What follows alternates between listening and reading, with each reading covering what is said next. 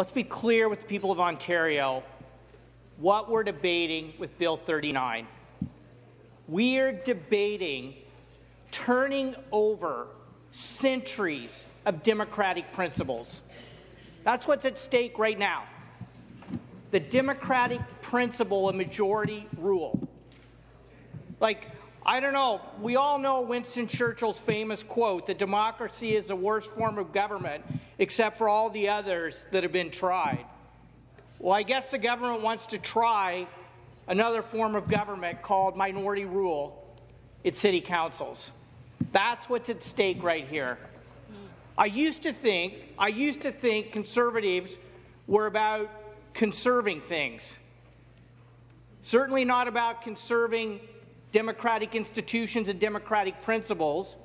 Certainly not conserving Class 1 and 2 farmland in the Dufferin Rouge Agricultural Preserve, Speaker. We don't need to get rid of democracy and democratic principles to build housing, to restore the dream of home ownership. We don't need to pave over the farmland that feeds us and dismantle environmental protections to build the housing people need that's affordable in the communities they want to live.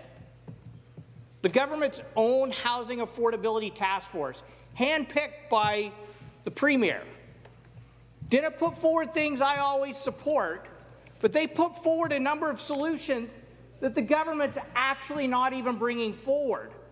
The task force never said open the Greenbelt for development. They never said get rid of the triple protections on the Dufferin Rouge Agricultural Reserve, and they never said overturn democratic rule in this province. A couple of things they did talk about in Bills 44 and 45 was getting rid of exclusionary zoning so we can bring in general density. So if the government truly wants to restore home ownership, why don't we pass Bill 44, which I've put forward, which puts forward the Housing Task Force recommendations of how to do gentle density. And while we're at it, let's pass Bill 45, which shows how we can bring in mid-rise development across this province so we can actually build homes that people can afford, close to where they work, in communities where they want to live, without paving over the farmland that feeds us and contributes $50 billion to the province's economy. We can do it without undermining democracy like Bill 39 does, Speaker.